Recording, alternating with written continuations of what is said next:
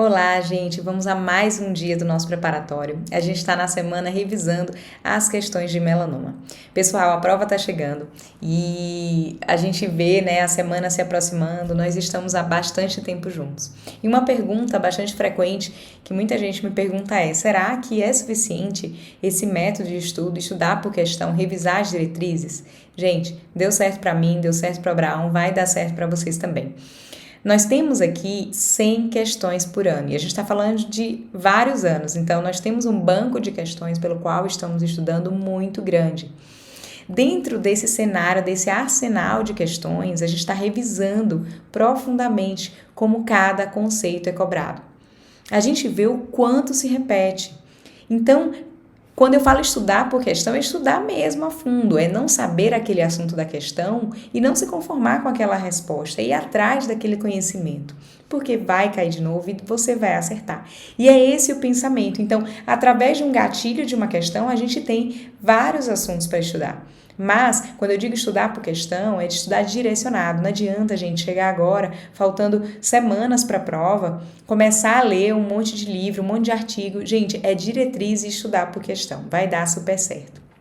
Em breve, a gente vai ter aí o nosso intensivão da Casa da Onco. Eu quero ver vocês lá, vamos todo mundo junto. Uma semana antes da prova, vamos estar ali, na verdade 2 semanas antes, vamos estar batendo nos pontos que mais caíram, que vão cair de novo.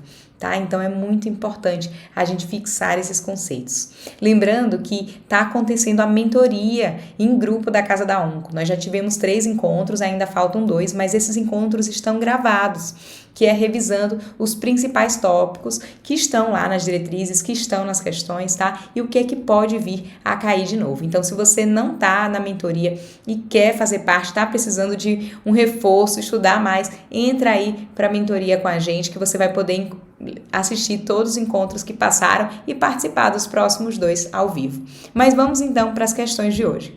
E na questão de hoje, a gente vai falar sobre melanoma cutâneo. Vejam só, foi uma questão de 2019. Ele afirmava o seguinte: a respeito do melanoma cutâneo, assinale a alternativa correta. No item A, ele afirmava que o melanoma está muito mais relacionado à exposição solar crônica que a exposição solar aguda. Gente, a gente sabe que, na verdade, está muito mais relacionado à exposição solar aguda, né? Então, aquele paciente, principalmente que tem históricos de queimadura, tá? E tem uma maior exposição solar, então esses são os pacientes que, principalmente na infância, né, que tiveram queimaduras solares, que tem uma maior predisposição a ter o melanoma. Na letra B, ele afirma que a história de queimaduras relacionadas ao sol durante a infância e adolescência não predispõe ao desenvolvimento de melanoma cutâneo. E aí, eu acabei de falar o item, né? Então tá falso. A gente sabe que, sim, os pacientes que têm queimadura solar durante a infância, principalmente, têm uma maior chance de desenvolver melanoma. Na letra C, ele afirma que o desenvolvimento de melanoma cutâneo é independente de vias de supressão tumoral ou oncogenes mutados. A gente sabe que isso está totalmente falso. A gente sabe que tem oncogene mutado, a gente sabe que tem sim na via ali supressora tumoral e a gente tem que lembrar inclusive do BRAF, né, que está, como a gente viu ontem, no início da carcinogênese dos pacientes. A gente vai então para o item D, que afirma que uma das alterações encontradas em casos de melanoma familiar são as deleções ou as mutações do gene CDKN2. Gente, aí a gente poderia ficar na dúvida, né? Vai que a gente nunca aprendeu sobre isso, sobre o CDKN2, poderia ter dúvida sobre isso. Então a gente pularia o item e ia para o E, em que ele afirma que o uso de bronzeamento artificial é menos danoso do que a exposição solar crônica e, por isso, o risco de desenvolvimento de melanoma ou qualquer outro tipo de pele é mínimo. Gente, na verdade, então, esse item tá falso, né? Vocês veem que o item A e o item E, eles estão praticamente querendo falar o quê? Que a exposição solar aguda, ela é menos danosa que a crônica, né? E quando a gente fala de exposição solar aguda, é o caso do bronzeamento artificial. Vejam que os dois falavam sobre quase a mesma coisa. Então, a gente sabia que provavelmente os dois estavam errados. Não era um item que falava diferente do outro. Eram itens que falavam sobre a mesma coisa. Então, um falava que o melanoma está mais relacionado à exposição solar crônica, que é a aguda, e no outro falava que bronzeamento artificial é menos danoso. E bronzeamento artificial é um tipo de exposição intensa, né? Aguda, né? para o desenvolvimento de melanoma. Então, os dois, eles estão falsos, né? Tanto A quanto B, o E. Então, a gente sabe que a exposição solar aguda, ela é mais danosa, né? Ela tem um maior risco do que a exposição solar crônica, principalmente a exposição solar aguda durante a infância e o uso de bronzeamentos artificiais, já que a gente vai ter uma irradiação ali muito maior. Então, gente, o gabarito dessa questão foi o item D, que falava que uma das alterações encontradas em caso de melanoma familiar são as deleções ou mutações do CDKN2. E aí, a pessoa que então estava em 2019 e ia prestar a prova em 2020, estava estudando por questão, como a gente está fazendo agora, ela então pegou essa informação e ela estudou essa informação, ela levou essa informação para a prova, de que mutação familiar na síndrome do melanoma familiar está envolvida com CDKN2. E aí veio a prova de 2020. E na prova de 2020, olha aí, eu tô falando que no item D caiu ali o CDKN2A. Entendeu, gente, como é importante fazer prova? Porque os itens se repetem. Mas veio diferente a questão dessa forma. E por isso que a gente vai revisar síndrome melanoma familiar. Mas vamos ler então como a questão. Ele falava assim, em relação ao melanoma é correto afirmar que a maior parte dos pacientes com melanoma apresenta história familiar de melanoma em parente de primeiro grau. Gente, é só a gente lembrar do nosso dia a dia. A maioria dos pacientes com melanoma tem história familiar de melanoma? Claro que não. Em parente de primeiro grau. É aquele paciente que não tem história familiar nenhuma de melanoma. O melanoma familiar, ele está encontrado, né, em 5 a 10% dos casos, assim como outras síndromes genéticas familiares. Então, esse item é incorreto. Né? O melanoma, na maioria das vezes, ele é esporádico, está associado não a uma síndrome de melanoma familiar, mas sim ao fato do paciente ter tido uma alta exposição solar. A história familiar de melanoma aumenta o risco do indivíduo ter melanoma, isso sim, mas a maior parte dos melanomas ocorre de forma esporádica. Gente, esse item foi o gabarito da questão, né? Ele está totalmente correto, muito bem escrito. Mas vamos ver os outros itens. Pacientes ruivos não têm risco aumentado de desenvolver melanoma. A gente sabe que isso é falso. Os pacientes que têm, né, um fototipo de pacientes mais claros, né, ruivos, pacientes loiros, de os olhos claros, né, pacientes que têm sarda, são pacientes que têm uma maior chance de desenvolver câncer de pele, incluindo melanoma. E aí vem a letra D. As principais alterações germinativas em casos de famílias com melanoma familiar são as mutações CDKN2A e NRAS. Gente, a pessoa sabia que o CDKN2A era envolvido na síndrome de melanoma familiar, mas não sabia do NRAS, né? E aí poderia dar aquela dúvida e a gente vai revisar quais são os principais genes envolvidos. Eu já digo para vocês que o NRAS não é um deles, mas sim o CDKN2A é um deles. Mas, gente, estava muito bem escrito, né, o item B, dizendo que a história de melanoma, ela aumenta o risco individual de ter melanoma, mas a maior parte dos melanomas ocorre de forma esporádica.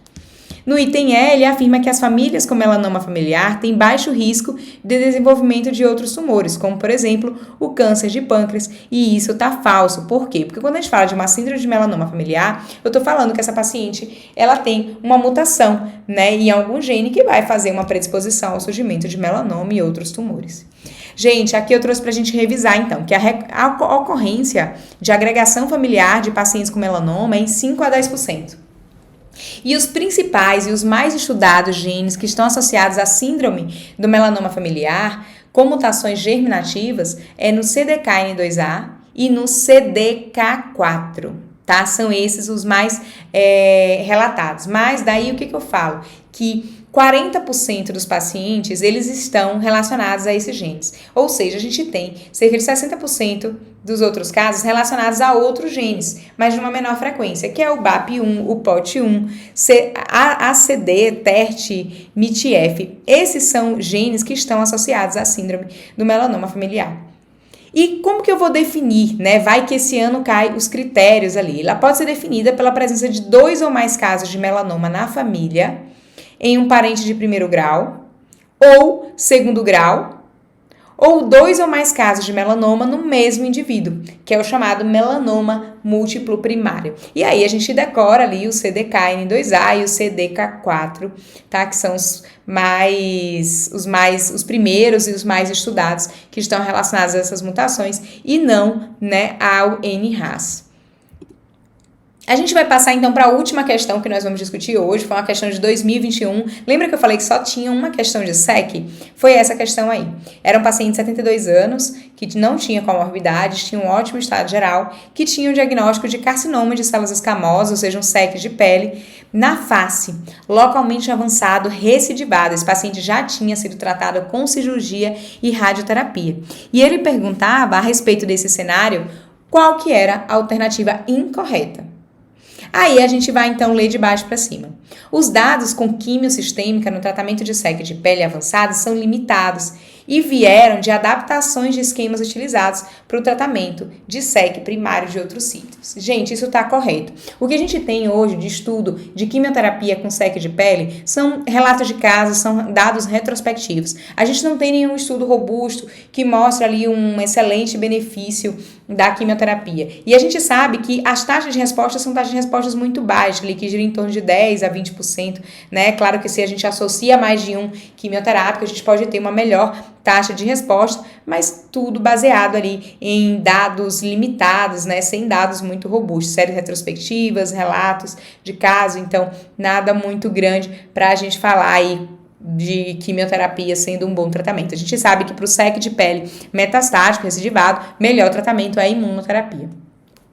Na letra C, ele afirma que pacientes com SEC de pele localmente avançado ou metastático e que não são candidatos a tratamento cirúrgico ou rádio devem receber agente anti-PD1, caso não tenham contraindicação. Foi o que eu acabei de falar. Então, se o paciente tem um SEC de pele avançado, metastático, que não é candidato a tratamento, deve receber anti-PD1. E aí, a gente pode fazer semiplimab, pode fazer pembrolizumab para esse paciente. Aí, o letra B, ele afirma que o pembro foi avaliado no estudo de fase 2 para paciente com SEC de pele localmente avançado ou metastático e a maioria dos pacientes já haviam recebido algum tipo de tratamento sistêmico prévio ou rádio. Esse item, gente, também era um item correto, tá? Então, no estudo do pembrolizumab, a maioria dos pacientes já tinham recebido algum tratamento, né? Seja um tratamento sistêmico prévio ou radioterapia ali no local do tumor, né? E depois foi incluído no estudo para o tratamento com imunoterapia. O item correto, então, que era errado da questão, que por eliminação a gente viu, era o item A, em que dizia que os estudos com sumiplimab que levaram à aprovação dessas medicações para o tratamento de SEC de pele incluíram apenas pacientes com doença metastática, não havendo indicação no caso citado. Gente, o caso citado foi de um paciente. Ele não é metastático, mas ele é um paciente localmente avançado, recidivado, que já foi tratado com cirurgia e rádio e que não tem possibilidade de tratamento local mais. É um paciente que aí deu a entender que tem uma recidiva, que já foi tratada com rádio, com cirurgia e que agora a gente vai fazer um tratamento sistêmico. Então, esses pacientes, eles são incluídos em estudos em que a gente está avaliando pacientes metastáticos, né? Então, a gente sabe que não só para SEC de pele, né, mas vários estudos em oncologia são escritos, desenhados dessa forma, né? Então, pacientes que são metastáticos ou pacientes localmente avançados e ressecáveis, que não é mais candidato a um tratamento curativo. Aí, gente, vem aquela manha, né, então, de responder questão. Veja só que o item dele falava que os dados de quimiosistêmica, ou no item C, que os pacientes com SEC de pele localmente avançado ou metastático que não são candidatos devem receber anti-PD1, caso não tenham contraindicação. Então, veja que, gente, se o item C estava correto, se você já tinha essa informação que os pacientes com SEC de pele que não são candidatos a tratamento cirúrgico e a radioterapia, né, ou seja, tratamentos locais, é candidato ao anti-PD1, caso não tenha contraindicação, você já sabia de forma ali maliciosa que o item A estava incorreto, né, já que um item vai contradizer o outro. Então, gente, assim, o que eu quero trazer de mensagens para vocês hoje? Estudar por questões é super efetivo, vamos continuar com esse método, vamos revisar a fundo as questões. Errou uma questão do simulado? Foi do simulado 1, do simulado 2, vamos voltar para elas, vamos revisar essas questões, é muito importante a gente entender bem esse assunto que a gente está revisando.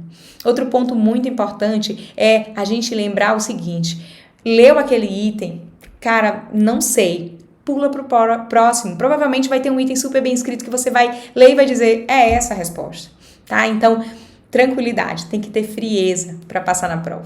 Gente, a gente se vê amanhã, mais um dia.